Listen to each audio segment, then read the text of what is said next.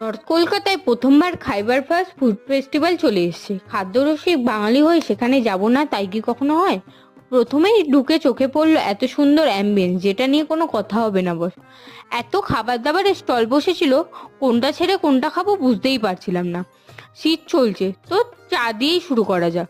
আরে ভাই, চায়ে বাটার কে দেয়? এর নাম নাকি ইরানি টি?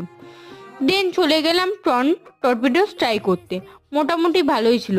দেখো দাদাটা কত সুন্দর ড্র করছে। দাদা তুমি ড্র করো, আমি খেয়ে আসি।